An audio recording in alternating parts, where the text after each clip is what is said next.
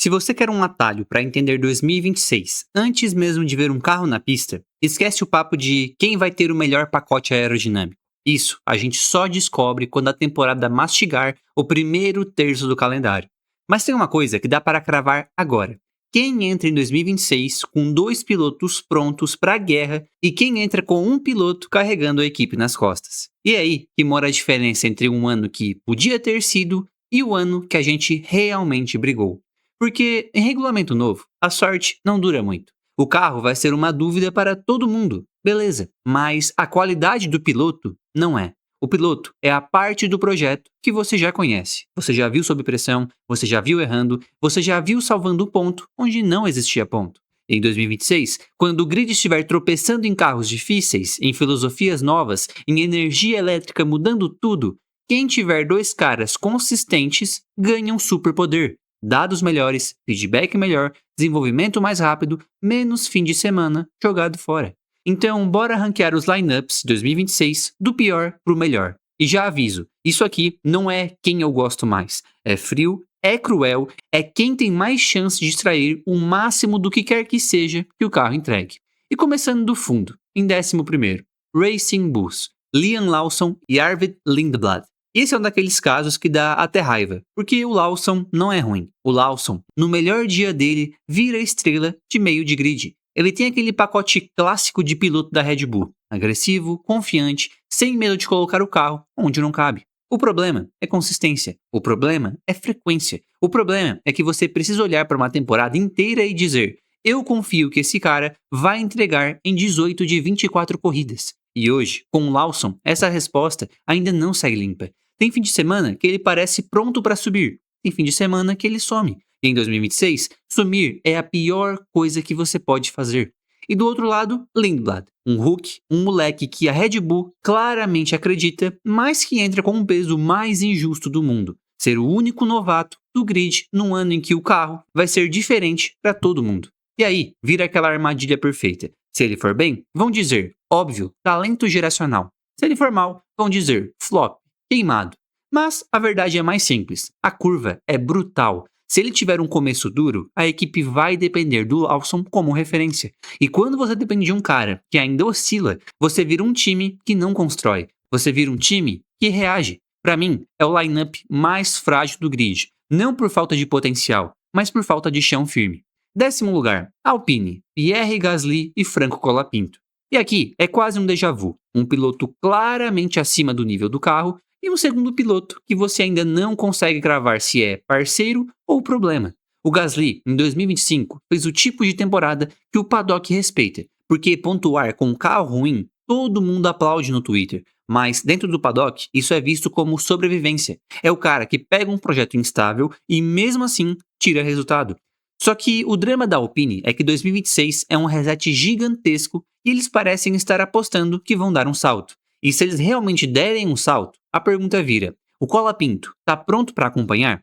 Porque em 2025 ele teve momentos ruins, teve acidentes bobos e teve uma fase de recuperação. Ele não é um desastre, mas ele ainda não é uma garantia. E numa equipe que já viveu anos de caos, ter um segundo piloto que não dá segurança é combustível para mais caos.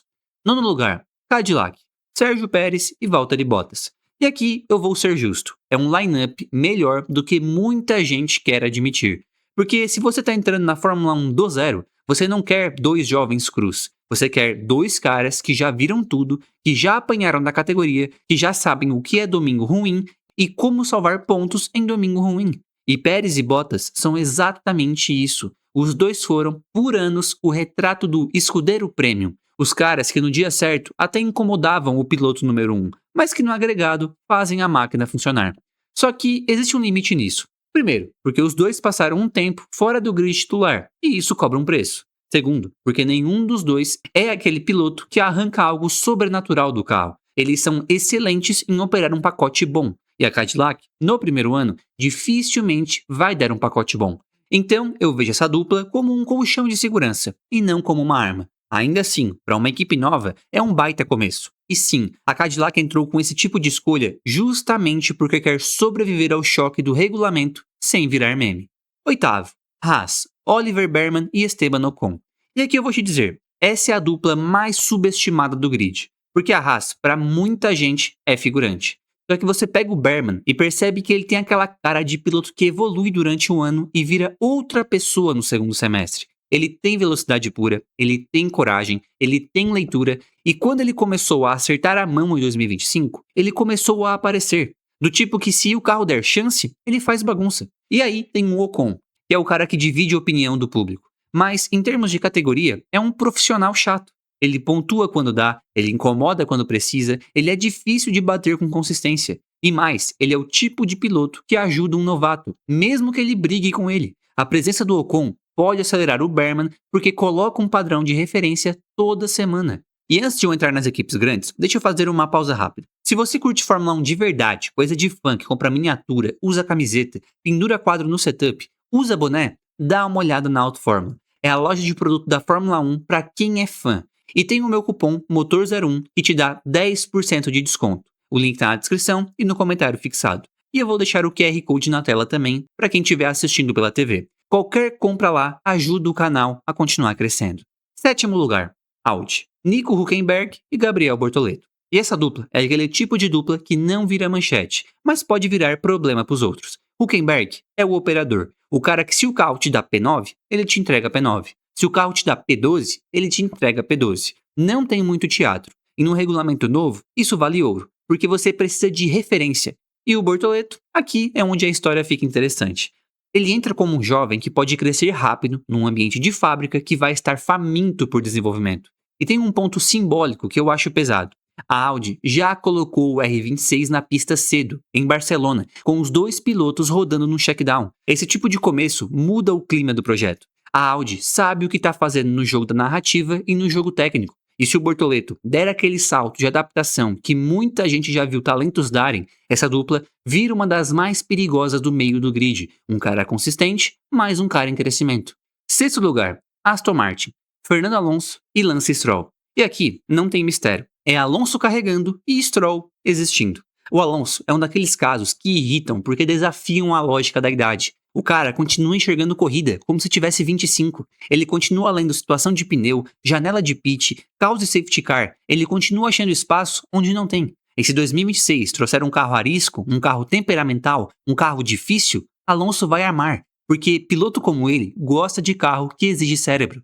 Mas aí você olha pro outro lado da garagem e vem o problema. Stroll é o tipo de piloto que, quando tá num fim de semana bom, parece decente. Quando tá no final de semana ruim, ele desaba de um jeito que te destrói como equipe. Porque você perde comparação, perde dado, perde referência. E em 2026, você não pode perder direção. Aston Martin tem ambição, tem nome pesado chegando, tem todo o discurso de agora vai. Só que discurso não entra na curva. E se o Stroll continuar abaixo, a Aston vira um time de um piloto só, mesmo com um carro bom. Quinto lugar, Williams, Alex Albon e Carlos Sainz. Isso aqui é um time de meio de grid com cara de time grande. Porque o Sainz é um dos pilotos mais completos do grid em termos de operação de fim de semana. Ele entende pneu, entende corrida, entende estratégia, entende quando ser agressivo e quando ser cínico. E em regulamento novo, o piloto cínico é o que mais pontua. O Albon, por outro lado, é rápido, tem momentos brilhantes, mas tem aquela oscilação que às vezes parece justamente quando o carro começa a dar mais chance. E isso pode ser o fator que segura a Williams de subir mais no ranking. Só que é uma dupla assustadora para o resto do meio do grid. Porque se a Williams acertar o carro, esse time vira um intruso que rouba pódio, bagunça a estratégia dos grandes e faz gente grande passar vergonha. E eu acho que 2026 tem espaço para isso, porque reset grande sempre cria um intruso. E a Williams pode ser esse intruso. Quarto lugar, Ferrari, Charles Leclerc e Lewis Hamilton. E aqui é onde o vídeo fica bom, porque essa dupla deveria ser top 2 no papel. Deveria, só que a realidade, principalmente depois de 2025, é mais desconfortável. Leclerc, hoje, é um piloto completo. Ele já passou daquela fase de rápido, mas frágil. Ele virou um cara que aguenta a temporada ruim e ainda assim performa. Ele tem um nível de quali absurdo, mas também cresceu em corrida, em leitura, em maturidade. Leclerc é um cara que, se o carro vier campeão em 2026, ele tem tudo para ganhar. O problema é o Hamilton. E aqui a gente precisa falar sem radicalismo. Porque tem dois extremos idiotas. O extremo que finge que o Hamilton virou um lixo e o extremo que finge que qualquer crítica é perseguição. Nenhum dos dois serve. O que serve é o seguinte. Hamilton é um gênio histórico. Ninguém ganha 7 títulos por acaso. E ao mesmo tempo, é óbvio que ele está em declínio. A Fórmula 1 é um moedor. Ficar tempo demais expõe isso. Quando você é novo, sua curva é para cima. Quando você fica velho, sua curva te cobra. E quando você tem um ano ruim, o público começa a reescrever sua carreira como se tudo tivesse sido só o carro. Só que é aqui que a análise tem que ser adulta. O auge do Hamilton dependia de condições muito específicas, sim. Um carro dominante, sim. Um time afiado, sim. Um ambiente que girava certo, sim. Só que isso vale para todo multicampeão. Schumacher teve estrutura, Vettel teve estrutura, Prost teve estrutura, Senna teve estrutura quando ganhou. O piloto grande não cria dominância sozinho, ele transforma a dominância em massacre. E o Hamilton fez isso como poucos. A diferença dele para os outros não era só velocidade, era a capacidade de repetir, de moer campeonato, de somar pontos mesmo em dia ruim, de transformar carro bom em era histórica. E é por isso que 2026 é a última grande prova de narrativa dele. Porque se o regulamento novo destravar algo nele, se ele voltar a ter conexão com o carro, você pode ter um Hamilton renascido. Se não destravar, aí o declínio vira definitivo e a história vai ser injustamente simplificada. Terceiro, Mercedes, George Russell e Kimi Antonelli. E aqui tem um ponto. Russell é um dos pilotos mais prontos para ser campeão. Ele é um cara que parece frio demais, limpo demais, certinho demais, até o dia que você percebe que ele está somando ponto como uma máquina e destruindo o companheiro de equipe. Ele é um piloto de temporada, e 2026 é temporada, não highlight. Antonelli é o oposto, é promessa. É o cara que teve altos e baixos, mas que quando acerta, parece que o teto é absurdo.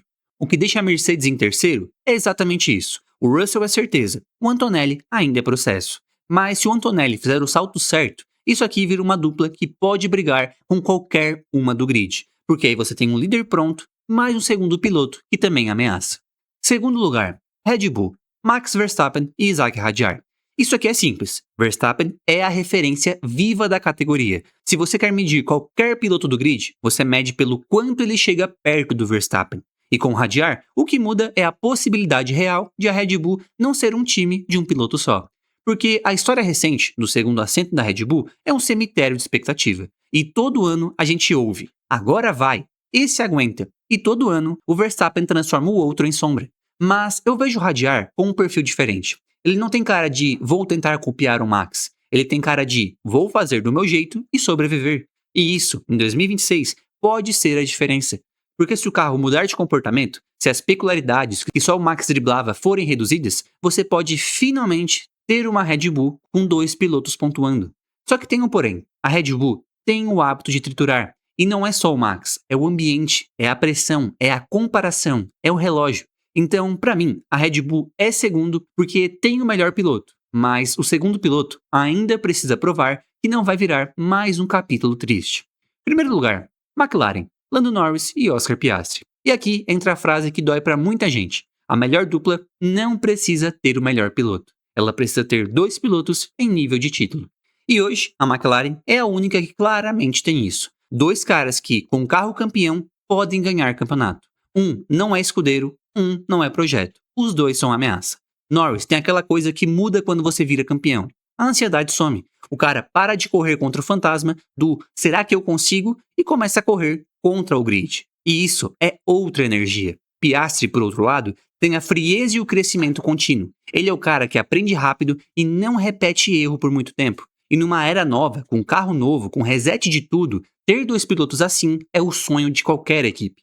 Então, sim, se você me der uma folha em branco e eu tiver que escolher só um piloto, eu escolho o Verstappen. Mas se você me der uma equipe e dizer escolha a melhor dupla para atravessar 2026, eu escolho a McLaren, porque é a dupla mais forte, mais equilibrada, mais perigosa.